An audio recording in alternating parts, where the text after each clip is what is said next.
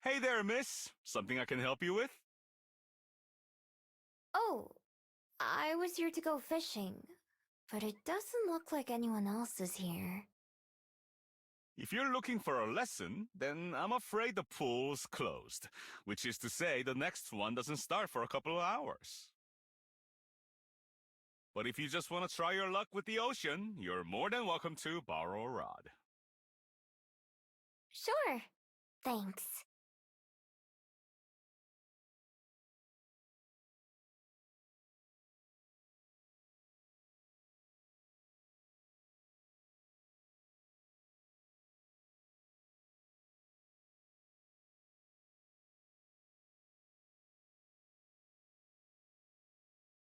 I hope I don't catch the same fish as last time.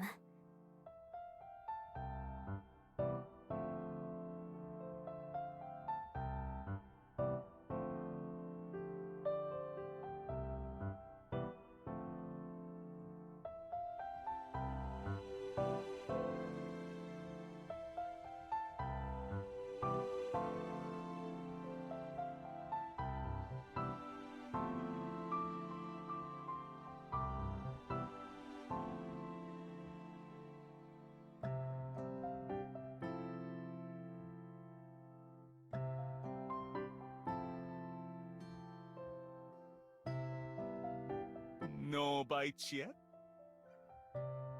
Nope, nothing. Maybe the fish all went out to eat.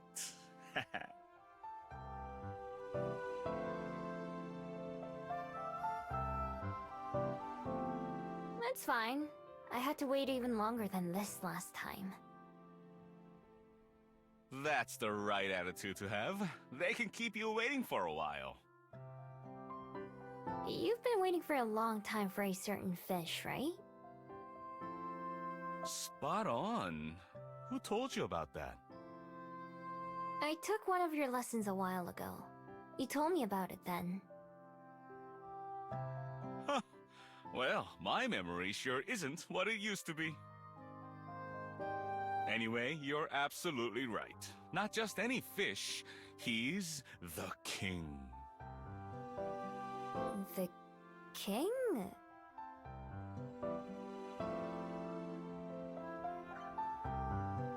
Yes, the king of the ocean. He travels the waters of the world, all on his own. He takes his meals from a different fisher every night. It's said that if he chooses you, you'll have 7 years of good luck.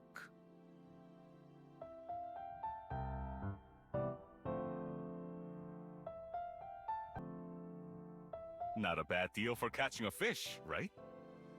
7 years. Wow. Sounds pretty nice, doesn't it? To tell you the truth, I don't care too much about that. But the privilege of being recognized by the king of the ocean, now that is a prize worth chasing. So, if he's always swimming around the world...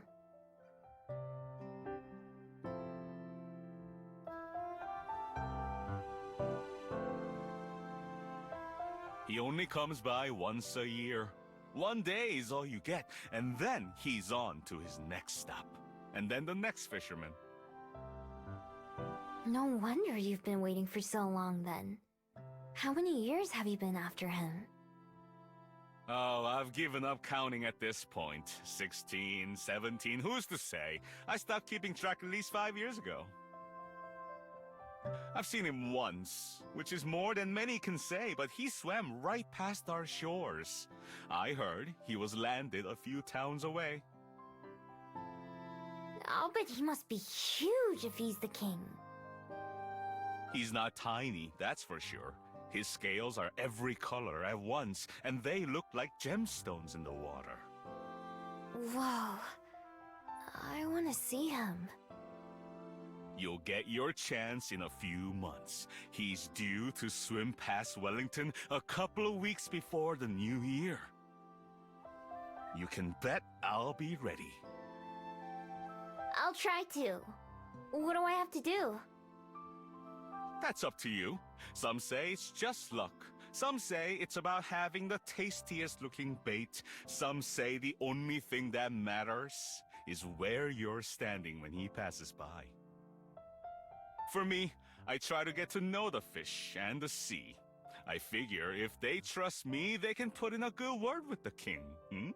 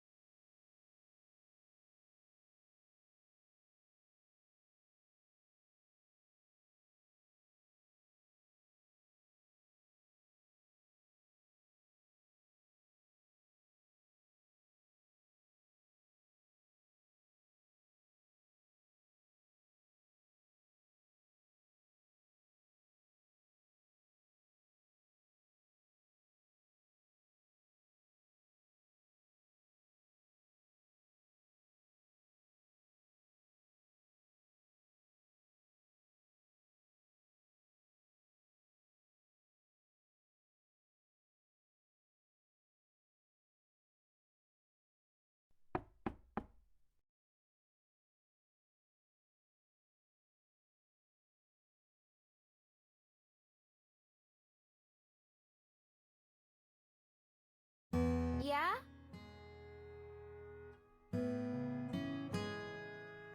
I'm making some tea. Would you care to join me? I can make some hot chocolate as well. Sure. Be right down.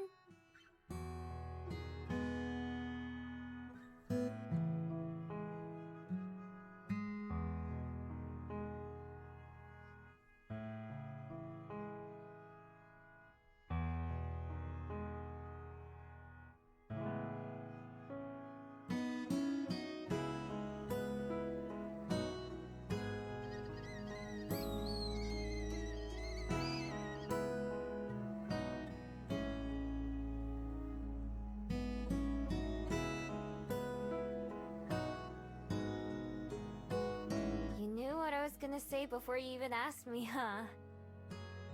I had a feeling, yes.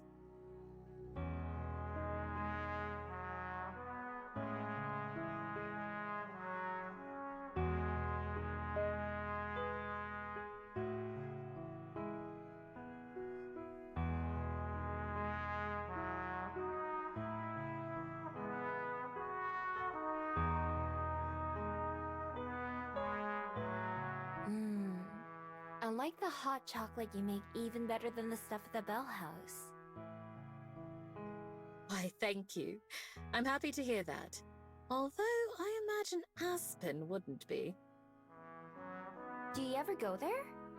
Now that I think about it, I'm surprised we've never gone together.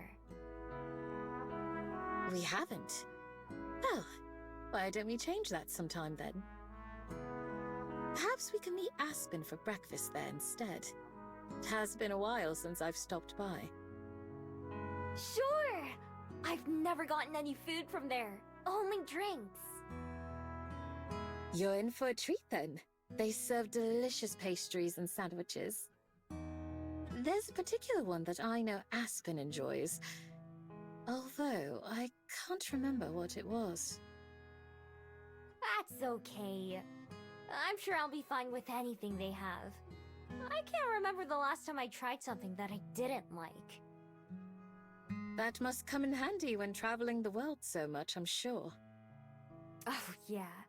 Can't afford to be picky when you don't know the next time you'll even have options. Have you found a favorite food? Or type of cuisine that you most enjoy? Not really. Most of the time, I just eat junk food or leftovers. Not really anything fancy.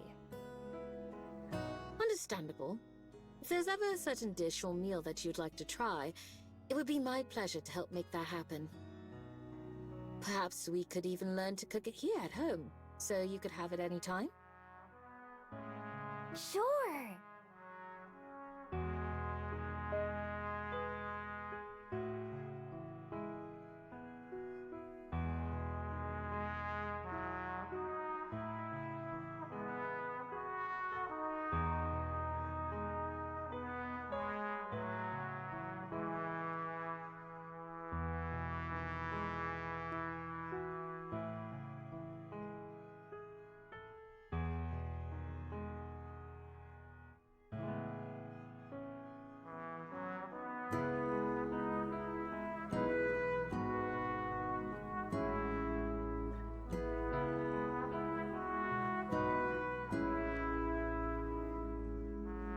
Oops!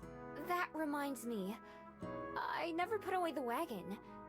Let me know where it goes, and I can take it upstairs when I go back to my room. Wagon? Oh, yes. Yes, of course.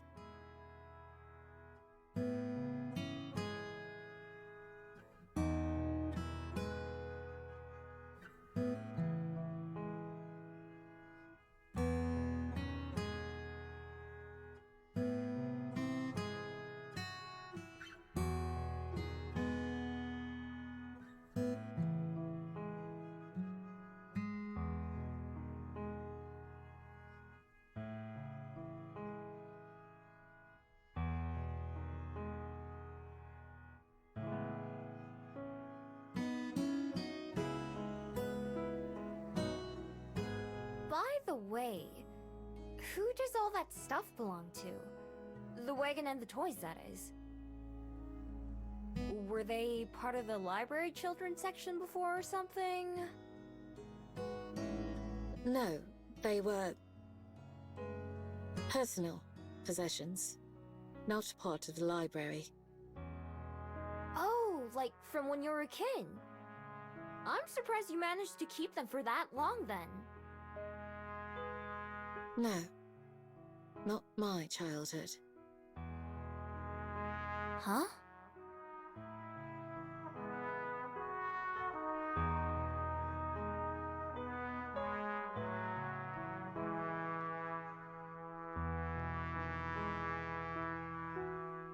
If you don't want to talk about it, that's totally fine. Sorry. I didn't know it was sensitive. I'm really, really sorry. It's fine. You couldn't have known. Besides, perhaps it's only right that you know. Know what?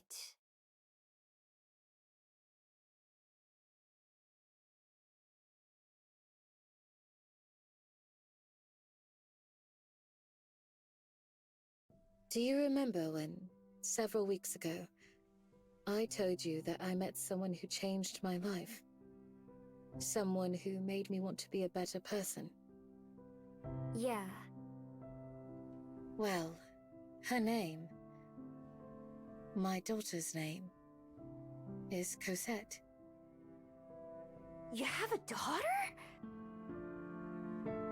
Yes, and she's been the biggest blessing in my many, many years of life. Although she's not of my own flesh and blood, she was my child. I found her on my doorstep one morning, tucked into a basket with a blanket and scarf around her. It was cold that morning, so very cold. When I opened my door and saw the silent bundle there, I feared that she was dead. But she was not. She was so very alive, and despite the cold, so very, very warm. She was barely a year old, if that. Yet she didn't cry. She could have been there all night for all I knew, but she never uttered a sound. I brought her inside, of course, just so she wouldn't freeze. Beyond that, I was panicked and confused. I'd never wanted a human child. I didn't even know how to raise one. To this day, I don't know why whoever abandoned her chose my doorstep to leave her on, of all places. But how wonderfully, impossibly lucky I was. Because she didn't cry, I thought she might be mute. But that wasn't the case. She had a great deal to say, and as she got older, she would talk and talk. Every word was like music, a melody to my ears only. I felt so fortunate, and so unprepared. I suddenly had the life and well-being of another in my own hands. Her future, her everything. It was a responsibility I had never asked for, and likely would have never asked for if my life hadn't changed that day. She grew and grew, from a curious baby to precocious child, then to a confident young lady, and finally to a lovely woman. I couldn't have been more proud as a mother. Every graduation, every breakup, every smile and tear changed my life. As my daughter, of course it would be true to say that I raised her, but it was mutual. She also made me into the person I am today.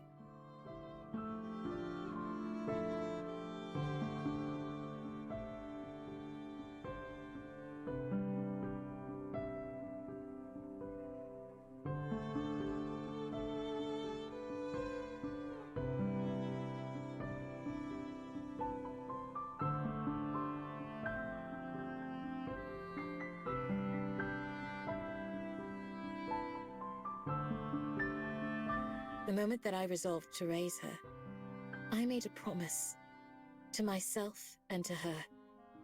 A promise that I would do all in my power to make the world Cosette lived in, grew up in, a better one that I had experienced. That I would show her how to find the beauty and the joy in all things dark and terrible. In a sense, I ceased to exist as a single person. My life was no longer my own. It was tied, forever and always, to another. So, all those toys and things. Yes, the treasures and mementos of another life. Of happy days filled with laughter, of scraped knees and tummy aches, of heartbreak and homecomings. I keep them there as not simply a reminder, but a tribute to those times. Wow. I would have never guessed any of that. I never knew you were a mom.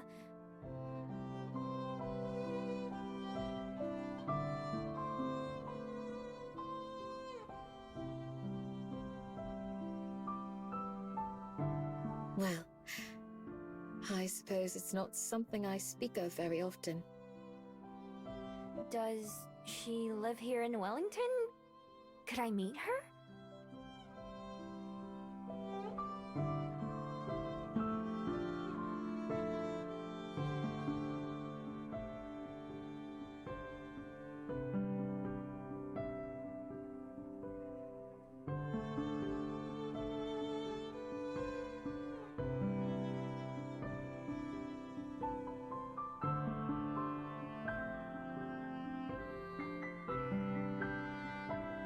She is in Wellington, yes. A bit of a walk, but not too far. You can go in the morning if you'd like. It's been a little while since I have. Sure, fine by me. I guess it is getting kind of late for a visit, huh? It is indeed. Speaking of which, I actually have some business I must tend to myself. Will you be all right on your own, Miho?